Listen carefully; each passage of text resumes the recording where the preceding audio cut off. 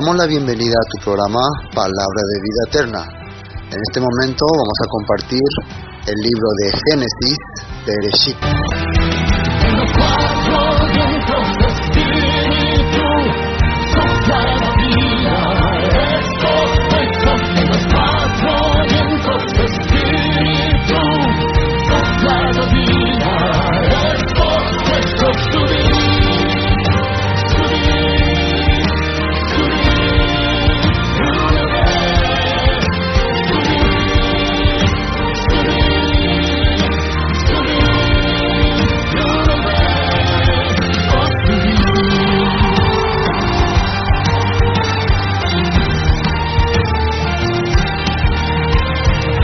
Libro primero de Moisés. Génesis. Capítulo 41. Génesis 41. José está todavía en la cárcel después de 2 años de haberle revelado los sueños al copero y al panadero. ¿Se acuerdan que le había dicho que acuérdate de mí cuando estés frente al faraón? Así le había dicho José al copero, ¿no? Pero él se olvidó, ¿no? Dice en el versículo 21, hizo volver a su oficio del 40, ¿no? Al jefe de los coperos y dio la copa en mano de Faraón. Mas hizo ahorcar al jefe de los panaderos como lo había interpretado José. Y el jefe de los coperos no se acordó de José, sino que se olvidó, dice. Se olvidó. Cuando una persona no tiene más dificultad, cuando ya se solucionó todo su problema, fácilmente se olvida de las personas que alguna vez le ayudaron, ¿no?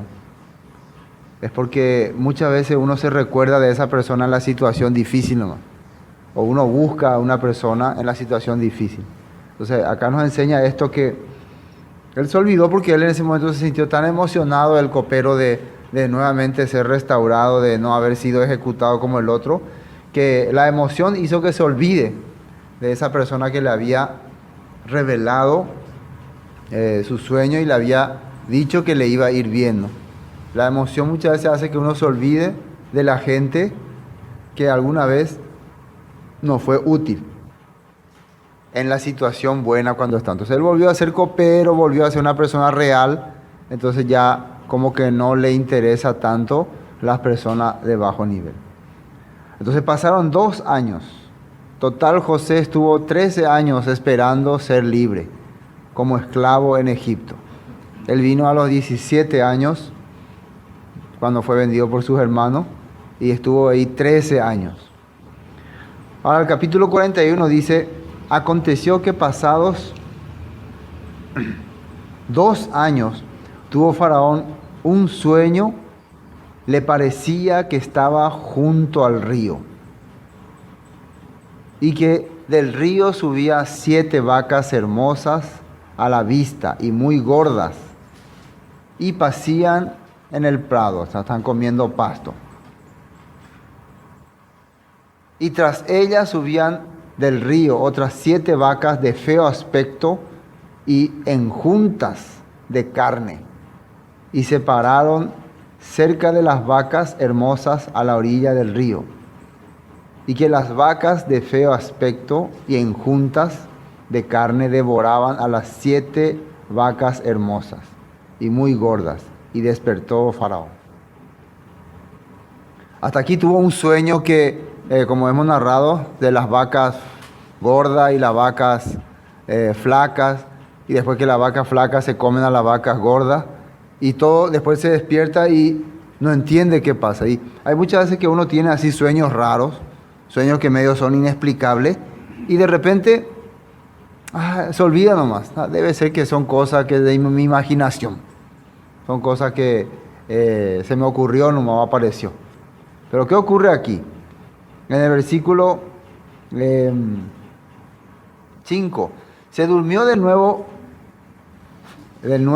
y soñó la segunda vez que 7 espigas llenas y hermosas crecían de una sola caña, y que después de ellas salían otras 7 espigas menudas y abatidas del viento solano.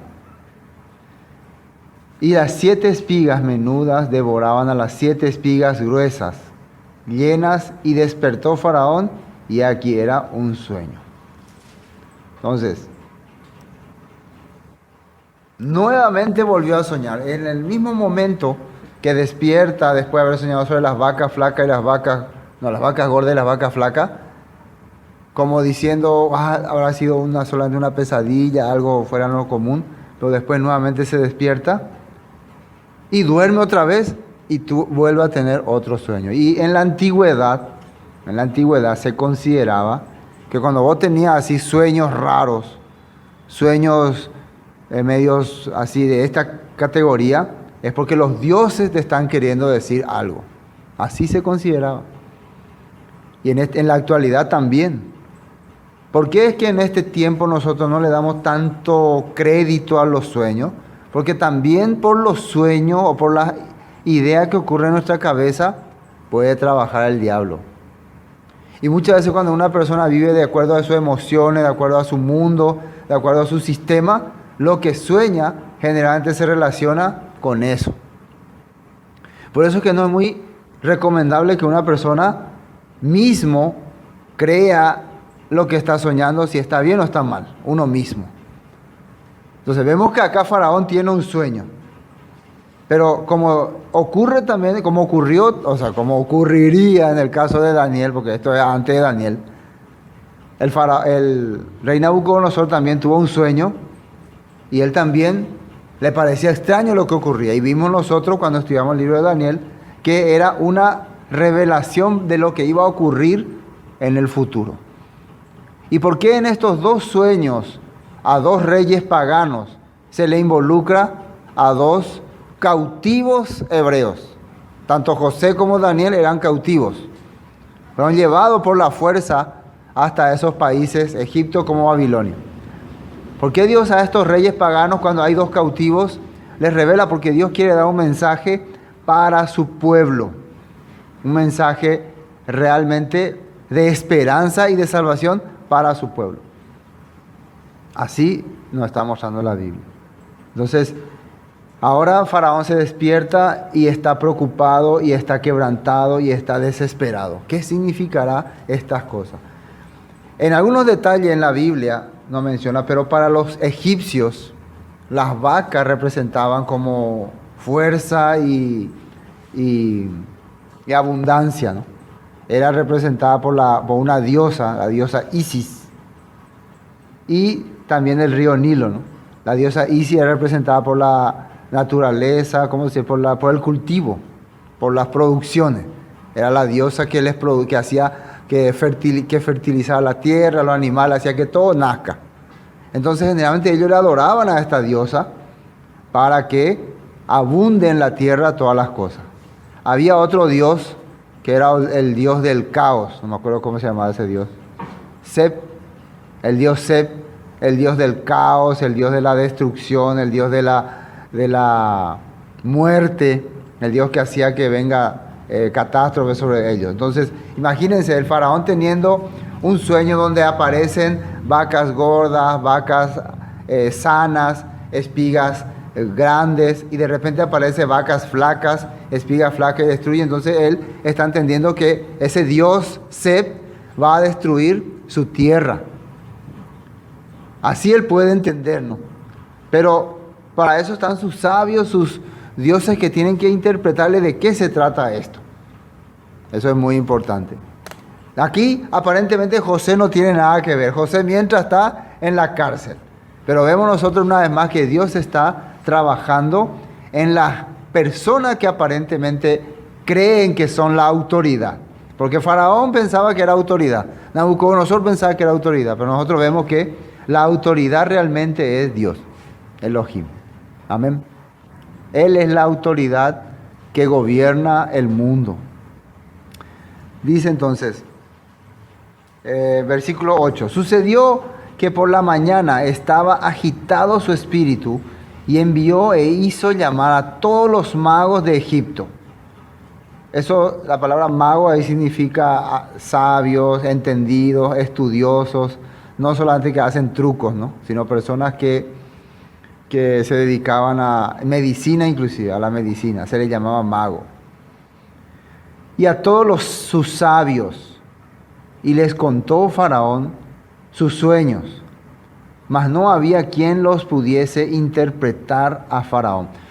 ¿Cuál es la diferencia que nosotros vemos acá en Génesis capítulo 41 y el libro de Daniel capítulo 2, entre el Faraón y Nabucodonosor? ¿Cuál es la diferencia que vemos? Nabucodonosor no le reveló su sueño a sus sabios. Ahí en la Biblia dice que él se olvidó, y algunos comentan que a propósito no le dijo. Porque en el tiempo de Nabucodonosor, como lo había explicado la pasada, los sabios, el reino de Babilonia tenía muchos sabios y muchos de ellos eran muy astutos, muy halagadores también. Entonces Nabucodonosor no confiaba más en sus sabios. Le habían mentido ya a los otros reyes y él pensaba que le podían mentir, también le podían dar una mala interpretación. Por eso, para probar de que ellos realmente son sabios y hablan con los dioses, él quería que díganme qué soñé. Y eso, según la historia, nunca ningún rey había preguntado. Ahora, en este caso, el faraón sí tiene confianza en sus sabios, confía plenamente en sus magos, en sus entendidos, pero ellos no pueden decirle la verdad. ¿Y cuál es la verdad aquí? Aquí la verdad es que la diosa que ellos veneran, la diosa que ellos alaban, pierde. Y el dios del caos, al que ellos tienen que mantener equilibrado, triunfa sobre el reino de Egipto.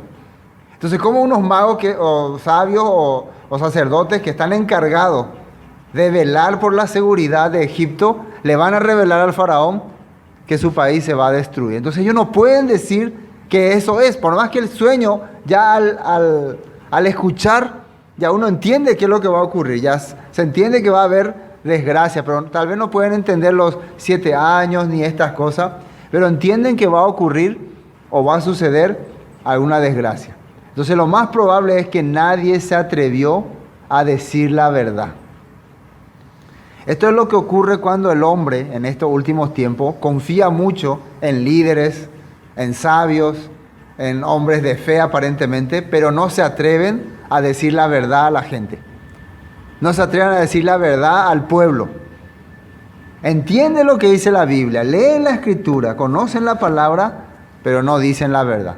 ¿Por qué? Si dijeran la verdad, perderían sus puestos, perderían sus posiciones. Muchas veces, por eso es que mucha gente sigue en su misma creencia, en su misma costumbre, porque tiene temor de que se enfurezca su autoridad. Entonces, mucha gente que tiene cargos públicos, políticos, religiosos, cuida más su cargo que su función.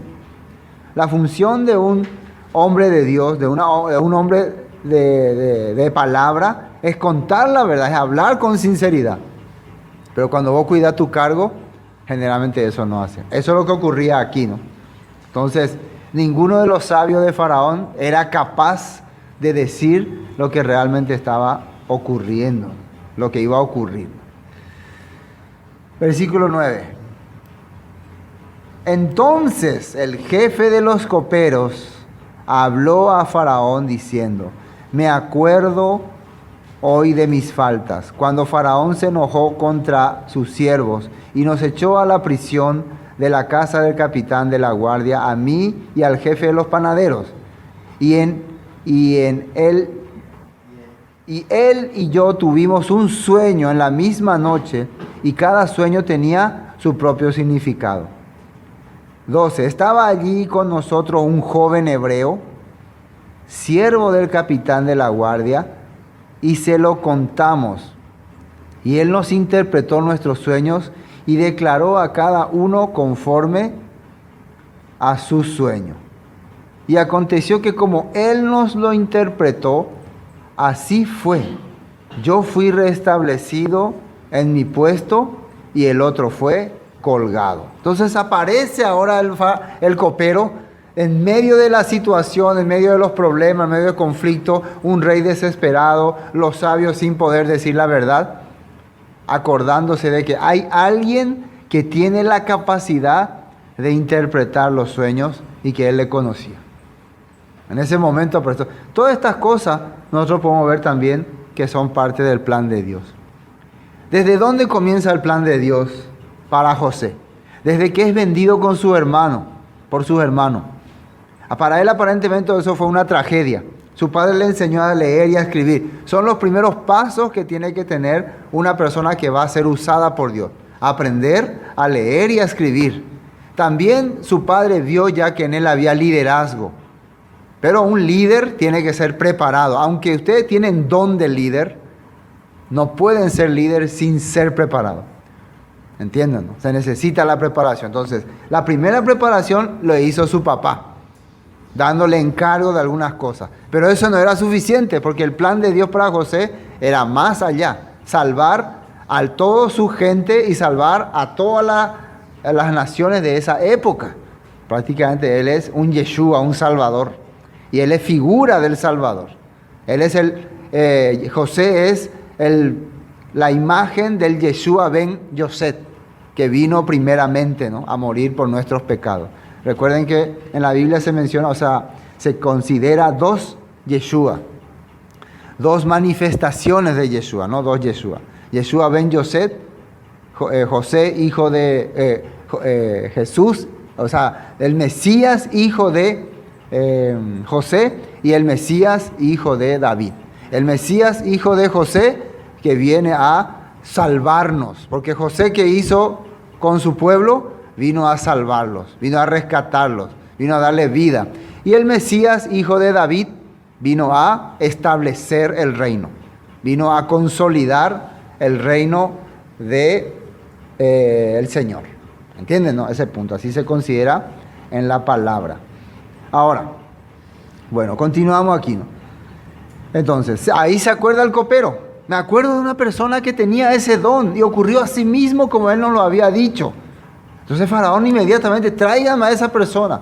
Entonces, luego José pasa a ser esclavo de Potifar y nuevamente en la casa de Potifar él aprende lo que es el manejo de una casa real, porque Potifar era un funcionario real. Entonces, imagínense, José tal vez se sentiría como esclavo, pero Dios le estaba preparando para dirigir ya cosas más importantes. Ya él podía saber lo que es administrar la casa de un comandante. Eso es muy importante. Ya estaba metido en los negocios militares, los negocios del reino, sin tener todavía noción de lo que iba a hacer. Pero en ese momento, ¿qué ocurre? Viene este problema con la esposa de Potifar y él es acusado de intentar abusar de la esposa de Potifar y es llevado a la cárcel donde estaban los presos políticos. Él es prácticamente llevado como un preso político. Nuevamente, ¿qué ocurre en la cárcel? En la cárcel política, si es una cárcel donde están todos los presos políticos, toda la gente que está ahí son la gente que cometieron fallas o errores contra el gobierno, contra el faraón. Y Dios también le utiliza ahí para que él administre, ponga orden en esa cárcel. Y el jefe de la guardia de la cárcel le daba todo el encargo a José. Quiere decir que él administró la casa de un comandante, está administrando a la prisión donde están presos políticos. Entonces está entendiendo ya el ambiente de Egipto. ¿Qué les parece? Se dan cuenta cómo Dios ya le estaba preparando, pero para él es sufrimiento, aparentemente está sufriendo. Pero todo su sufrimiento era para ponerle en un lugar principal. Y finalmente él interpreta el sueño del copero y del panadero. Le pide ayuda, pero pasan 2 años, porque tenían que pasar 2 años hasta que él pierda toda esperanza en su antigua casa. Porque él todavía vivía pensando en su vida. No podía todavía entender el plan de Dios. Después de esos 2 años, finalmente, se cumple el plan de Dios para José.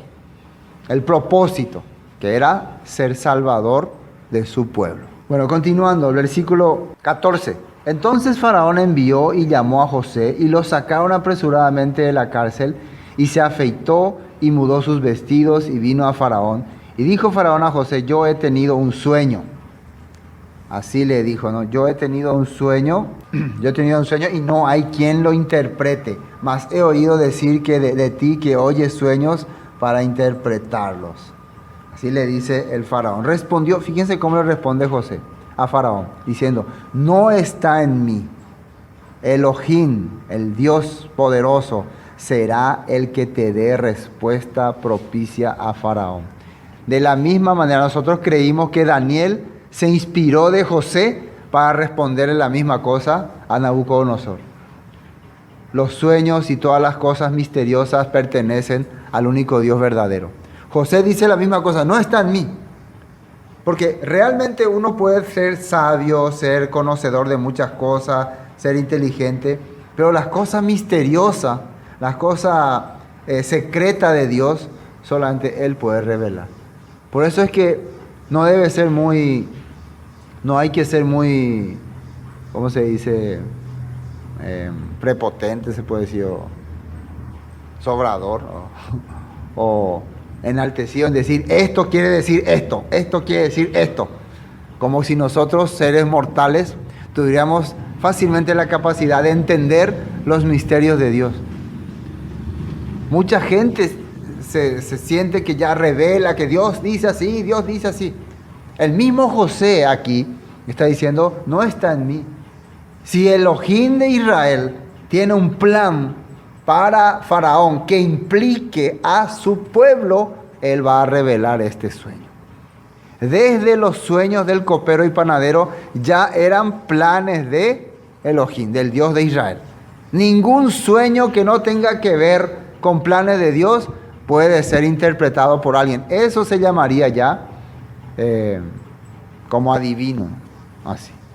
Todas las cosas que Dios hace son de acuerdo a sus planes y sus proyectos. Eso hay que entender muy bien. Entonces José está claro acá. Si yo estoy acá presente ante el faraón y él me llamó porque tiene un sueño, quiere decir que Dios sabe que estas cosas ocurrieron. Y él va a ser quien va a decir. Entonces le está presentando José al faraón, que era considerado Dios en ese tiempo, a su propio Dios, a su propio Elohim, al Dios del pueblo escogido. Y dice, respondió José a faraón diciendo, no está en mí, Elohim será el que dé la respuesta propicia a faraón. Después, entonces faraón dijo a José, en mi sueño me parecía que estaba a la orilla del río. Orilla del río. Esto me llamó la atención. Acá dice, a la orilla del río. Y vamos a mirar cuando el faraón estaba soñando, ¿qué decía ahí? Aconteció que pasa, versículo 2 años, faraón tuvo un sueño, le parecía que estaba junto al río. Aquí en la Torá, yo estaba leyendo, y acá dice que estaba en el río. Acá dice que estaba faraón, o sea, en el agua, estaba en el agua. Al cabo de 2 años cumplidos, faraón soñó que estaba parado sobre el río, dice, Nilo. Dice, parado sobre el río Nilo. Pero cuando le dice su sueño, tuve un sueño a José, dice, tuve un sueño y no hay quien lo interprete. Dice, entonces faraón dijo a José, en mi sueño estaba de pie a la orilla del río, dice. ¿Se dan cuenta que hay una diferencia cuando él le cuenta a los magos, cuando él habla así, y cuando le dice a José? Algunos dicen que esto fue una cosa que a propósito hizo faraón, no es un error de la Biblia. Que faraón, para ver si realmente José era alguien que interpretaba, que tenía don, cambió el sueño. Le cambió, él dijo, yo estaba a la orilla del río. Algunos dicen así, algunos creen. Interesante para acotar. Bueno, volviendo al versículo 17. Acá le va a revelar. Entonces faraón dijo a José, mi sueño parecía que estaba a la orilla del río y que del río subían 7 vacas gruesas, carnes y hermosas, de apariencia, que pasían en el prado, y que otras 7 vacas subían después de ellas, flacas y de muy feo aspecto. Y estas vacas flacas feas devoraban las 7 primeras vacas gordas, y éstas entraban en sus entrañas, mas no se conocía que hubiese entrado, porque la apariencia de las flacas era aún mala, como al principio. Y yo desperté. Vi también soñando que 7 espigas crecían en una misma caña, llenas y hermosas, y que otras 7 espigas menudas, marchitas, abatidas del viento solano, crecían después de ella. Y las espigas menudas devoraban a las 7 espigas hermosas. Y lo he dicho a los magos, mas no hay quien lo interprete, dice. Bueno, versículo 22, ¿no? 25, perdón. Entonces respondió José a Faraón. Entiendan lo que le va a decir José. José atendió muy bien lo que le estaba contando Faraón. Y recuerden que la interpretación viene de Dios, pero Dios, para que uno llegue a esta situación, a esta instancia, le ha preparado, ¿no?, a una persona. Esto no es... José jamás hubiera entendido este sueño, ni hubiera interpretado, si era simplemente una vanidad humana. Eso tenemos que saber nosotros. José no es simplemente si no podía dedicarse a interpretar sueños. Él podía entender que Dios estaba hablando, que Dios estaba enviando un mensaje. Cuando él soñó en el tiempo que vivía con sus padres, él era muy joven y él no podía todavía captar las interpretaciones. Él había soñado que los 12 manojos de sus hermanos se inclinaban ante su manojo, los 11 manojos, ¿no? También había soñado que 11 estrellas, el sol y la luna, se inclinaban ante él. Y él les contó a sus hermanos, pero él no captó qué significaba el sueño. Sus hermanos ya, por ser mayores, y su mismo papá le dijeron, entonces vendremos nosotros a inclinarnos ante ti. Ellos fueron los que le dieron la interpretación. Y era una interpretación muy atrevida, ¿no? Decir que ustedes van a un día a servirme, eso medio que no cuadra decir. Pero José les contaba a ellos. Pero en este caso, pasando los años, experimentando ya los sufrimientos, viendo todo lo que ha pasado hasta acá, Dios puede darle ese don a José. Es una experiencia vivida lo que hace que él tenga la capacidad de interpretar este sueño. Por eso hoy en día mucha gente piensa, yo te voy a interpretar los sueños, yo significa esto, decime, te voy a contar, como si fuera algo, una magia.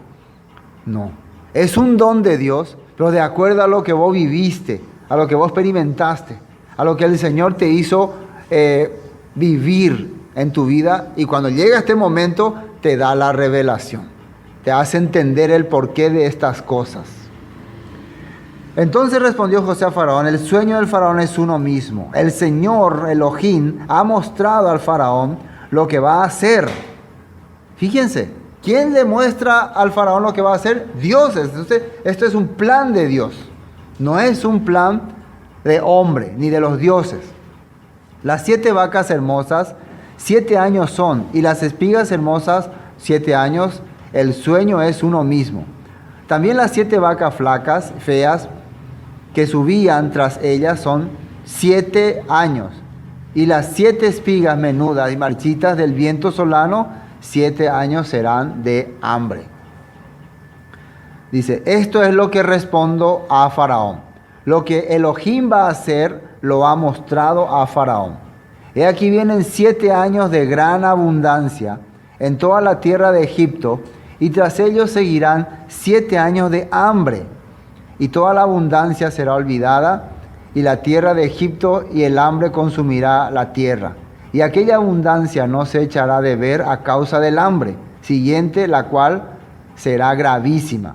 Y el suceder del sueño a Faraón de 2 veces significa que la cosa es firme de parte de Elohim, y que Elohim se apresura a hacerla. Por tanto, miren lo que le dice en el 33. Por tanto, provéase ahora Faraón de un varón prudente y sabio, póngalo sobre la tierra de Egipto. La diferencia de muchos que te dicen el problema es que no te pueden decir cómo solucionar. Cuando Dios dice que va a haber algo, va a ocurrir algo, es porque está preparando cómo podemos solucionar. Cuando Dios le sacó a su pueblo de Israel, sabía que había muchos pueblos a quienes iban a enfrentar, sabía que venían muchas dificultades, pero ya le estaba proveyendo de la forma que ellos podían solucionar. ¿Cuál era? Haciendo todas las cosas que Él le había ordenado. Estos mandamientos que te doy te permitirán alargar tus días y tomar la tierra que Elohim te da. Así estaba escrito. Entonces, cada vez que las personas piensan en los problemas que se vienen, no piensan en la solución que Dios le ha dado. Entonces, cuando Dios pone a un hombre como José, hombre de fe, hombre que ha tenido mucho sufrimiento, que ha padecido muchas cosas, también pone en él la respuesta para solucionar. Él no le está diciendo póngame a mí, pero sabe, ya entiende, para administrar bien esos 7 años de abundancia, debe haber una persona sabia, prudente, con inteligencia. Eso le llamó la atención al faraón. No solamente, él ya con decirle lo que significa la interpretación, ya cumplió ya. Pero él le da también la respuesta, la solución. Eso es muy importante, ¿no?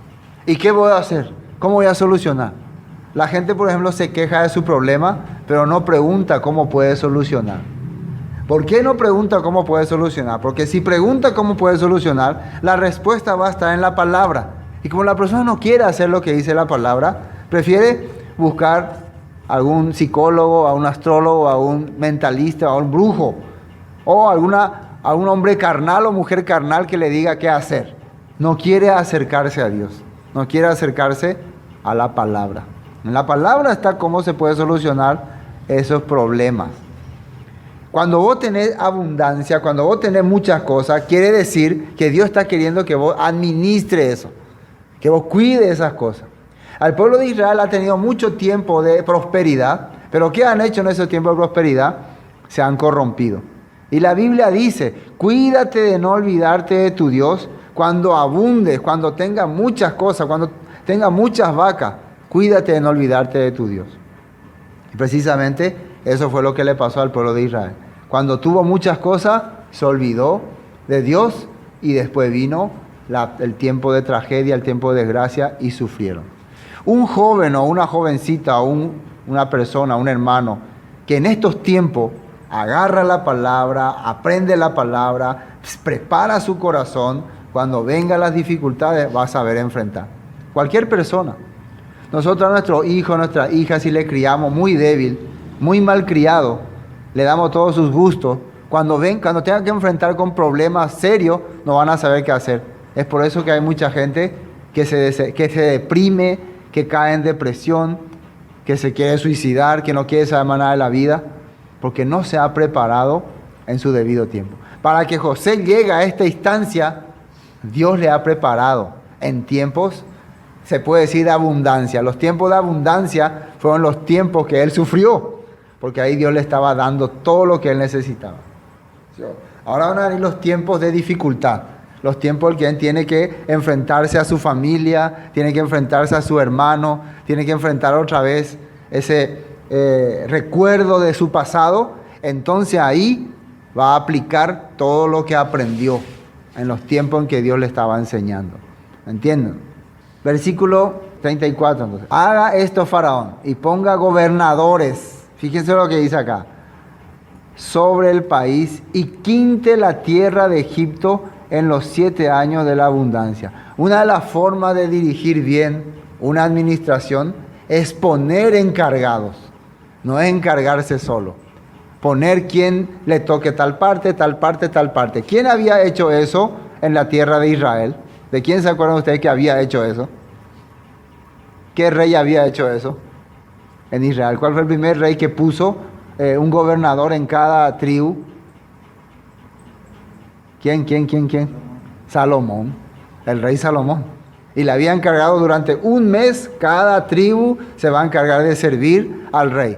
Entonces para muchas tribus eso era como un abuso. Pero ¿qué es lo que eso hizo? Que las tribus se hagan fuertes. Porque cada tribu entonces podía mantener al reino durante un mes. Entonces estaban siendo demostrados que ellos tenían la capacidad de guiar un reino. Entonces el reino se hacía fuerte y se administraba. Entonces cada mes los encargados de esa tribu venían y dirigían todas las cosas que había en el templo. Y eso prosperó el país. En la época de Salomón, el país de Israel fue la época donde más prosperidad tuvo. Bueno, vemos que esto es una sabiduría de Dios, una sabiduría que ya Dios le puso a José, y él está recomendándole a Faraón que haya un encargado que administre en cada parte en las regiones lejanas.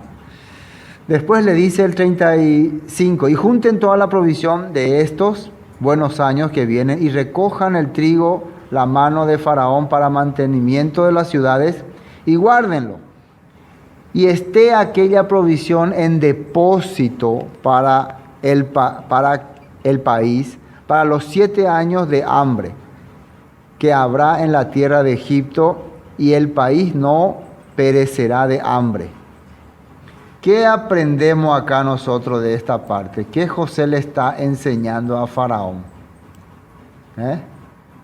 Ahorrar, tener reservas, para cuando venga esa dificultad te ayuden. Entonces, cada persona tiene que saber tener su reserva. Aparte de lo que consume, tiene que tener algo extra. José está enseñando así. Hoy en día las personas viven cómodamente, liberalmente, sin pensar, tengo preparado algo para esos tiempos difíciles. Eso no piensa. Tengo preparado algo para cuando venga el día de mañana. Tengo reservas. Así. Entonces, si tiene su salario, saca una reserva. Tiene su cosecha, saca una reserva. Siempre tiene que tener algo guardado. En este caso, José le está enseñando, acostúmbrense ustedes ciudadanos de Egipto a guardar, a ahorrar, a esperar momentos difíciles. Y la Biblia menciona que van a venir esos tiempos. Van a venir. Fíjense esta ciudad. Si en esta ciudad o en cualquier ciudad grande ocurre tragedias grandes, ¿de qué va a vivir la gente? ¿Acaso no vamos a ir nomás a comprarle el súper? Lo primero que se van a cerrar o cancelar o suspender son los mercados y los súper, los shopping, todo se va a suspender. Entonces, ¿de qué va a vivir la gente? Se va a empezar a robar unos a otros.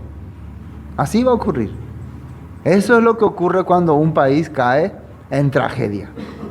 Entonces la persona debe acostumbrarse a tener sus reservas. Guarde, dice, granos. Por eso existían los granos se molían, y al molir los granos se hacían masas, se hacían panes, se hacían sopas. Así se hacían. Muchas cosas preparaban ellos de los granos molidos. Por eso los granos se conservaban. Dios preparó ese tipo de alimento de esa manera, porque sabía que vendrían tiempos difíciles. Entonces ellos simplemente guardaban todos los granos, soja, trigo, maíz. No sé si había maíz en esa época ahí. Pero lo que sí, los granos podían guardar y después de ellos comían. Por eso el maná era tipo grano, ¿no? Ellos dicen que lo molían y preparaban comida del maná. Bueno, continuemos. 37. El asunto pareció bien a Faraón y a sus siervos.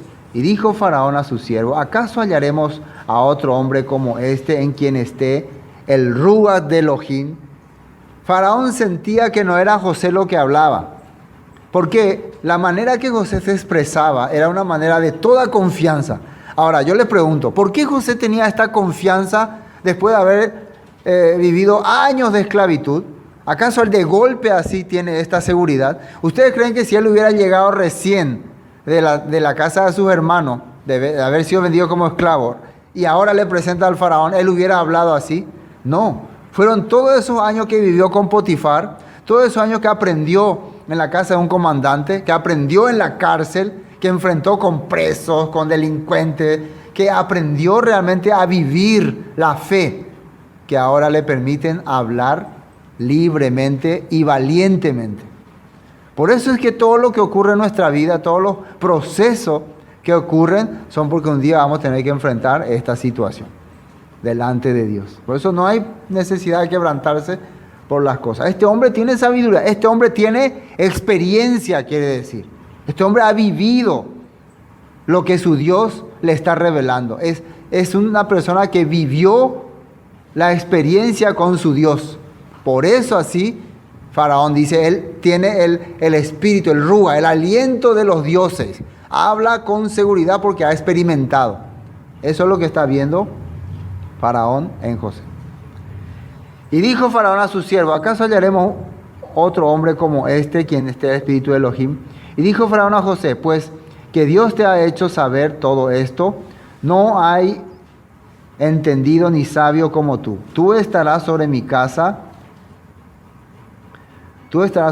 y por tu palabra se gobernará todo mi pueblo. Solamente en el trono seré yo mayor que tú. Dijo también Faraón a José: he aquí yo te he puesto sobre toda la tierra de Egipto.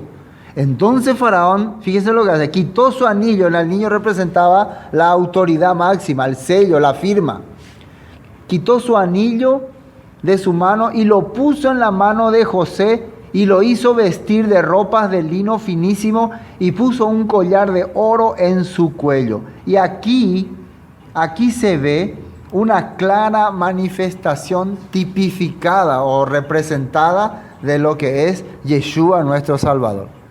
Eso se está viendo. La Biblia nos está mostrando el Mesías Ben Yosef. ¿Qué quiere decir? Que el Dios Todopoderoso, el Creador del cielo y la tierra, el que gobierna todo, puso toda la autoridad en Yeshua. Le dio el anillo de su poder y le dio toda la autoridad como si Él fuera el propio Dios. Pero Él no es Dios. Él es el enviado, el representante, el Hijo del Todopoderoso. Estamos viendo, la Torá nos está mostrando claramente que existe el Dios Todopoderoso y el que va a encargarse de dar la salvación al pueblo, el que es el Salvador, ¿sí o no? El enviado para salvar, el que se le revela los misterios. Recuerden que en Apocalipsis dice que Yeshua es el misterio de las profecías, así se le llama también, el que revela los misterios. En la vida de Yeshua se revela los misterios, y eso significa Yoseaca. Entonces estamos viendo a Yeshua. La Torá nos está anunciando ya un Yeshua que va a venir y va a dar pan a toda la humanidad, va a salvar. Todos tendremos que venir a Él. Ya no necesitaremos clamarle a Dios, tendremos que venir a el Salvador. Y eso es lo que ha hecho Yeshua. No es que le estamos adorando a otro Dios. ¿Sí? No es que Faraón dejó de ser Faraón. Pero Faraón entendió el camino de salvación está en este hombre que revela los misterios del Dios Todopoderoso. Se está entendiendo claramente. Y lo hizo subir en su segundo carro y pregonaron delante de él: doblad la rodilla, y lo puso sobre toda la tierra de Egipto. La Biblia dice también que sobre Yeshua, ante Yeshua, todo el mundo doblará rodilla. ¿Por qué tenían que doblarse? Solamente era permitido doblar la rodilla ante el faraón. Jamás un egipcio va a doblar su rodilla ante otra persona. Solamente Faraón era considerado el Dios Todopoderoso. Pero ahora Faraón ordena que todos doblen su rodilla ¿ante quién? Ante José. ¿Es una sombra o no? Es una sombra que un día todos doblarán su rodilla ante Yeshua. Para muchos eso es considerado como idolatría, como paganismo. Para muchos, por ejemplo, para el judaísmo. Adorar a Yeshua es como idolatría. Pero Él es una manifestación y es la autoridad dada por el Elohim, por el Todopoderoso. Y dijo Faraón a José: yo soy Faraón, y sin ti ninguno alzará su mano ni su pie en toda la tierra de Egipto. Y llamó Faraón el nombre de José Sabnat Panea. Acá hay, si esto fuera más revelador, no puede ser. Joseph, su nombre hebreo, ¿sí o no? Añadirá. Pero ahora, cuando él es gobernador de Egipto, autoridad máxima de Egipto, ¿con qué nombre se le va a conocer? Sabnat Panea. El que revela los misterios o el que alimenta al pueblo. El que da sustento, según las interpretaciones. No hay una interpretación clara, ¿no? Porque es un nombre egipcio. Pero eso es según la interpretación egipcia, ¿no? No es hebreo esto. Entonces, ¿cómo se le conoce a Yeshua HaMashiach en el mundo normal? ¿Cómo le conocemos nosotros? ¿Nosotros le conocíamos por Yeshua HaMashiach? ¿O cómo le conocíamos? ¿Cómo? Jesus Christ. O Jesús Cristo. Jesús. Entonces, nosotros todos, a nosotros se nos ha presentado como Jesús, nosotros le adoramos como Jesús. Oh, Jesús, sálvanos. ¿Sí o no? Entonces, ¿quién permitió que se le conozca a Yeshua como Jesús? ¿Satanás? ¿El diablo? ¿El dios Zeus? ¿El dios de los...? No. El mismo Elohim, el mismo Dios Todopoderoso, permitió que se le conozca a Yeshua como Jesús en todo el país, en todo el mundo, para que puedan venir a Él. Todos. Cuando los hermanos de José vengan, ellos no le van a conocer como José.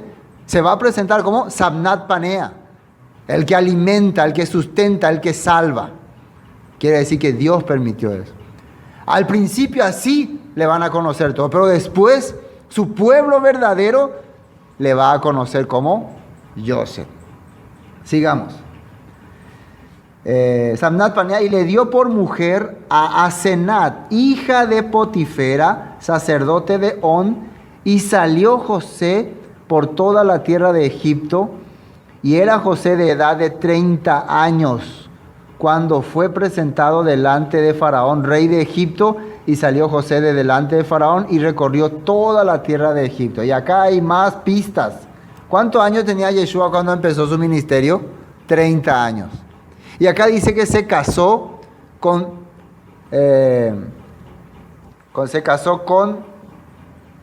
Asenat.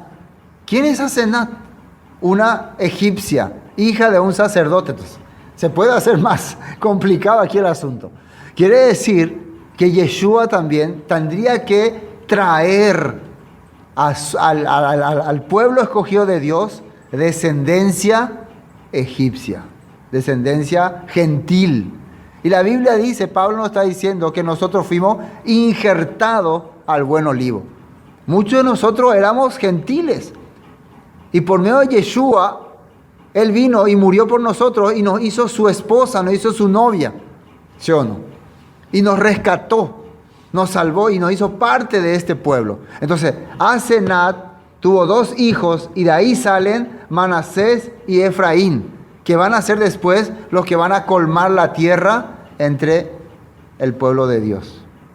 Y de ese pueblo de Efraín, un día va a salir el pueblo gentil.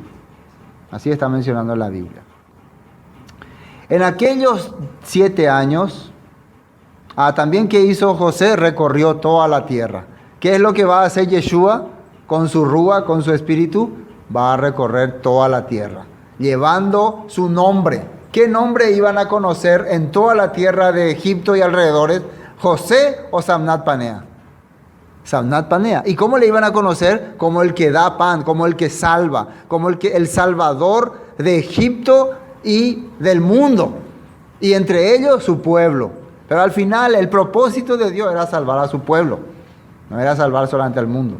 Pero por medio de que está salvando a su pueblo, el mundo también está siendo salvado. Yeshua vino, en la Biblia dice, he venido por mis ovejas. ¿Su nombre qué significa? Él salvará a su pueblo de sus pecados. Pero al salvar a su pueblo de sus pecados, también está salvando a todos los que le creen, a todos los que le aceptan, a todos los que le reciben como Señor. Amén.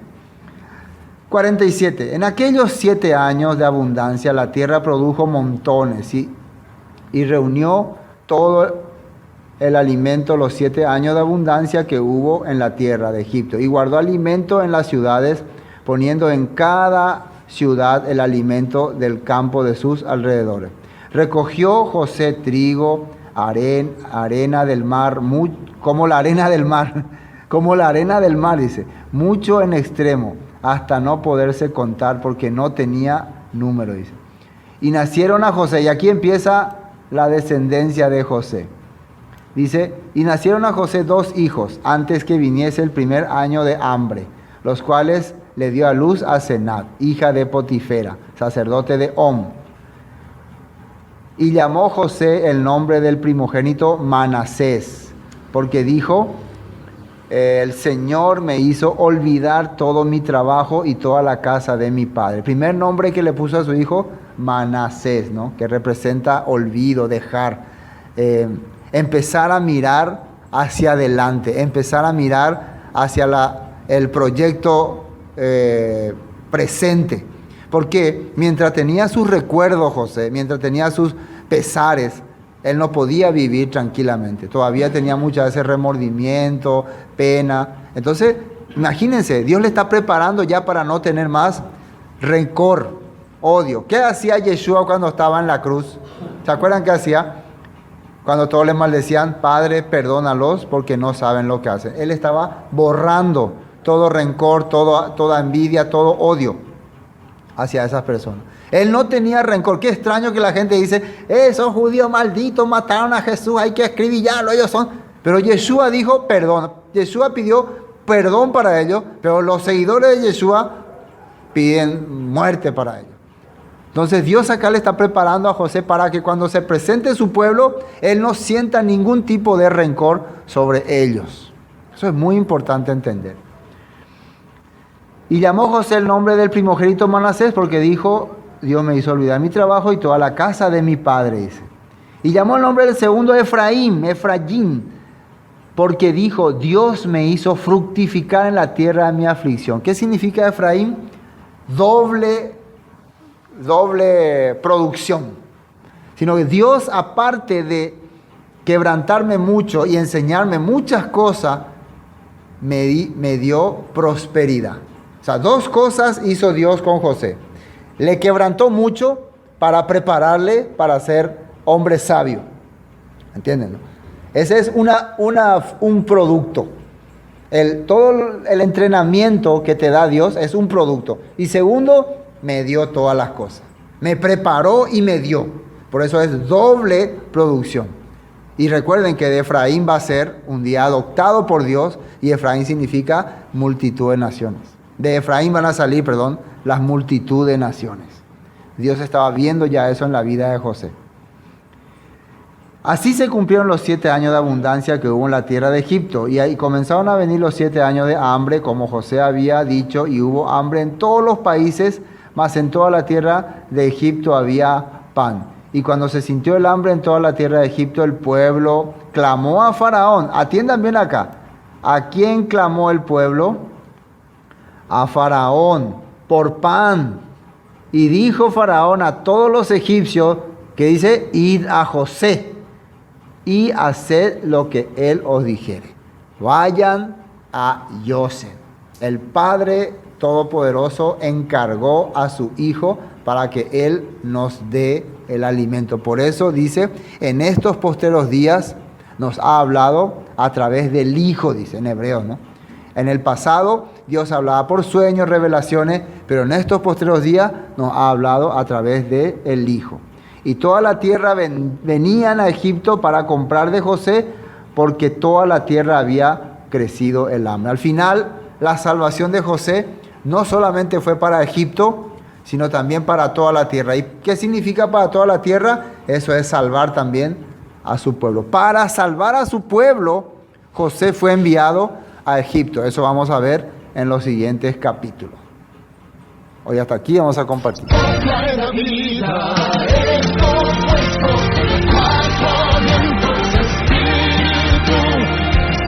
Esto fue Palabra de Vida Eterna con el estudio del libro de Génesis. Para cualquier información, comuníquese al 0981 60 46 77. Bendiciones y hasta pronto.